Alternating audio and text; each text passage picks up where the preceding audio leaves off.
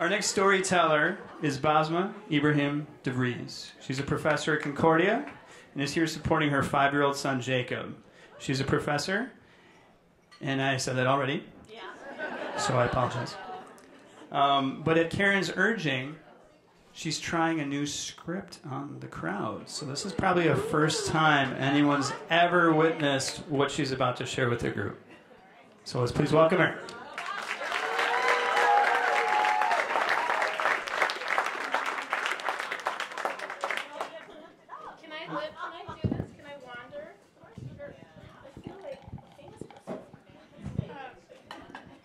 Okay, so first off, I think it's only fair to tell you, full disclosure, I am not a stand-up comic.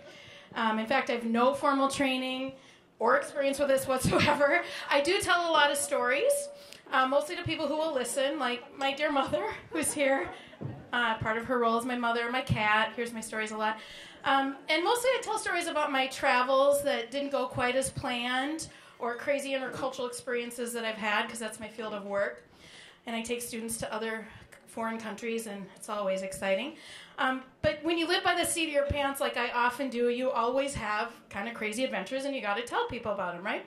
So I often do that. And I actually have performed a few times publicly on the storytelling circuit. But honestly, the whole storytelling thing came about because I'm a professor who doesn't typically use lecture notes. So it comes out as stories. And really, what better way to explain things like linguistic development theories than to tell stories about my exceptionally verbal, then 18-month-old other child, Mr. Bright Eyes, who's a walking manifestation of those theories. But this, speaking at a place called Hell's Kitchen, just think about that for a minute. We're in hell here, right? This is terrifying. And then to put me in the lineup after the incredible Hinson family and Nell, I want to personally blame you for the smudged eye makeup, which is making me a little extra nervous. You had me all choked up now when you were up here. This is terrifying, and I'm only doing this because I'm inspired by Mr. Sunshine and his little sidekick, and also for his love of basketball, which we don't know where that came from, but that's our big money ticket in our future. Basketball will be his, and because of Gigi's court we're getting, it's going to be the thing. So I want to just reflect for a minute. I think you can tell a lot about a culture. I travel to a lot of places for my work and my life, and you can tell a lot about a culture based on the bumper stickers that you see. Heck, even the fact that bumper stickers are a thing in this country says a lot about U.S. American culture, right? Just think about it for a minute. And a key sign of what I consider our self-absorbed, narcissistic culture that we live in here is what I call the honor roll bumper sticker series. Okay? You know, the slogans like, proud parent of a Boston University student. My child is an honor student at Oak Grove Middle School. Proud Navy SEAL mother. And my daughter was on a championship dance team. Now, don't get me wrong. These are things to be very proud of. I just think the trend got a little out of hand. And I came to this conclusion when I saw the bumper sticker. My son was inmate of the year at the county jail. Okay? And then, like, the following week, I saw one that said, my phone is smarter than your honor roll student.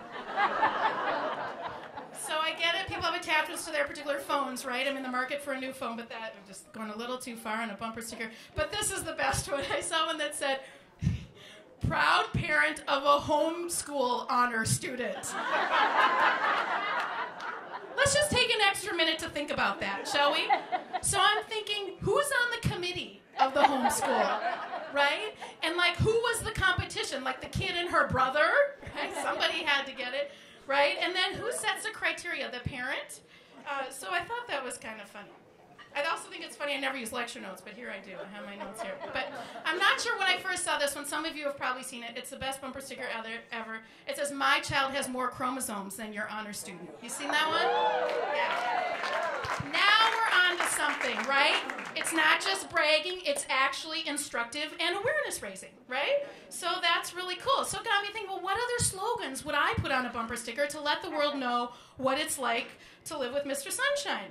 And his 2-year-old sidekick, Mr. Bright Eyes, who copies everything his brother does. So, you know, we're in big trouble. Those of us that have our kids with that designer jeans before the other kids, then it's great. And I was surprised how quickly I came up with a list. Things like, my child can throw more forks during a meal than your child. Okay? Excellent, excellent. excellent skill. My child gets more attention in public than your child. Like, seriously, what are the stares about, right? Like, I keep thinking, what is my child going to do? Like, what do they expect my child will do if they keep staring at my kid, right? And I know that he's exceptionally brilliant. He actually, like, walks up to strangers, reads their T-shirts and their license plates to them. Like, he's really he's a reader.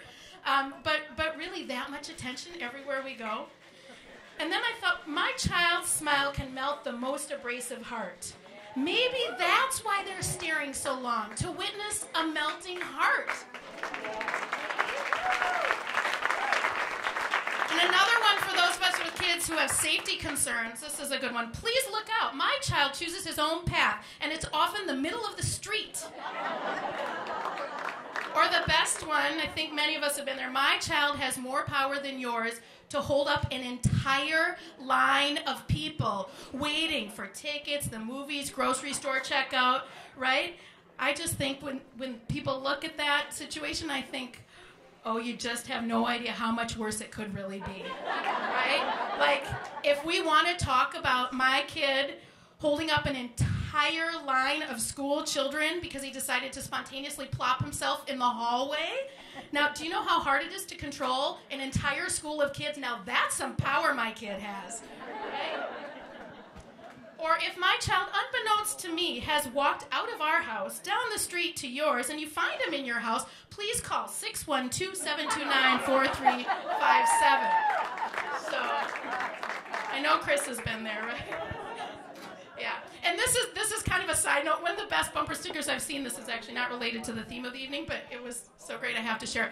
It was, it said, "It was me. I let the dogs out." And I actually stopped my car and thought, thank God we finally have the answer, and all of humanity can now be saved, not ever having to hear that song again.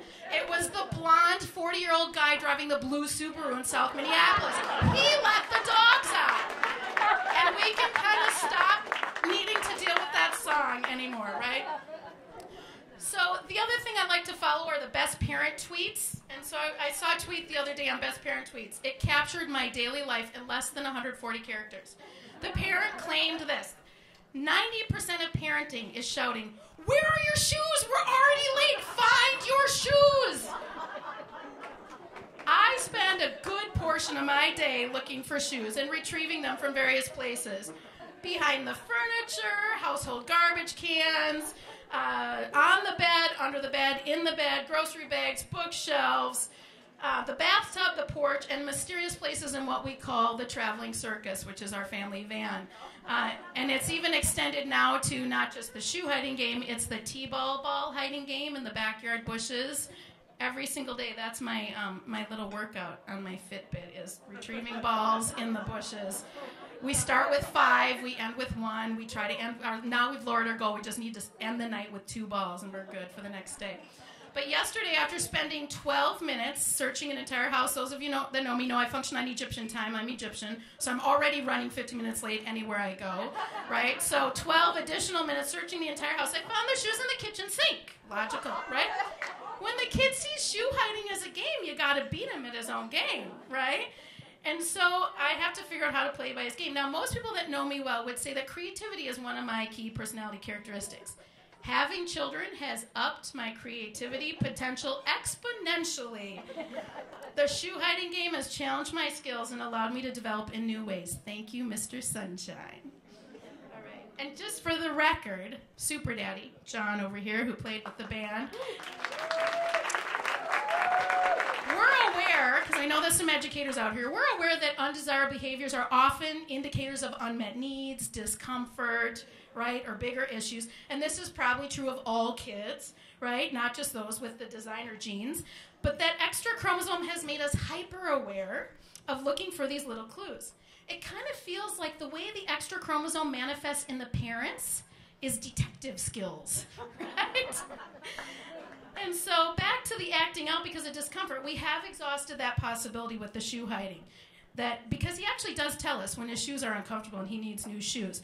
And the first time he said and signed to us, "My shoes are sick," we knew we had a little genius on our hands. And we went shoe shopping that night. Now you may be thinking that all kinds of innovative techniques that you've used to get your kids to put their stuff where it belongs, right? And you're probably just thinking that Super Daddy and I haven't tried hard enough at this shoe hiding game. Let me assure you, we've tried everything. And in many arenas, Super Daddy and I have succeeded at averting problematic behaviors. Okay? But everyone's got their thing, right? And shoe hiding, that's Mr. Sunshine's thing. And he's so good at it. He's good at lots of things, but really nobody beats him at shoe hiding. If there was an Olympic competition for this, he would win hands down.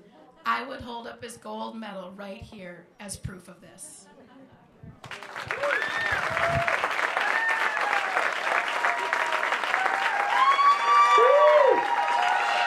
That was fantastic. One more round of applause for Basma.